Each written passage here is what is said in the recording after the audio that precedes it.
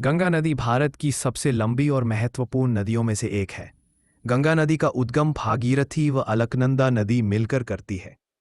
यह नदी हिमालय के गंगोत्री ग्लेशियर से निकलती है और बंगाल की खाड़ी में गिरती है। गंगा नदी की लंबाई लगभग 2525 किलोमीटर है। गंगा नदी भारत से बहते हुए बांग्लादेश में प्रवेश करती है, जहां इसे पद्मा नदी कहा जाता है।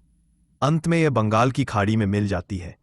2071 किलोमीटर तक भारत तथा उसके बाद बांग्लादेश में अपनी लंबी यात्रा करते हुए यह सहायक नदियों के साथ 10 लाख वर्ग किलोमीटर क्षेत्रफल के अति विशाल उपजाऊ मैदान की रचना करती है। उद्गम और मार्ग।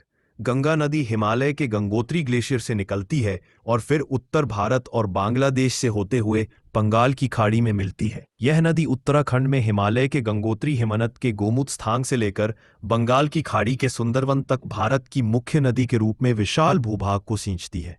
सहायक नदियां। गंगा नदी की कई सहायक नदियां हैं, जिनमें यमुना, गोमती, गगरा और सोन शामिल है।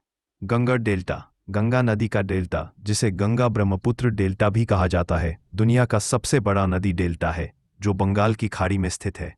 गंगा की गहराई। गंगा नदी की औसत गहराई 33 मीटर है। गंगा नदी में कई तरह की मछलियां भी पाई जाती हैं, जिसमें गंगा डॉल्फिन और घड़ियाल भी शामिल है। गंगा नदी का बेसिन दुनिया में सबसे अधिक आबादी वाला नदी बेसिन है, जिसमें 650 मिलियन से अधिक लोग रहते हैं।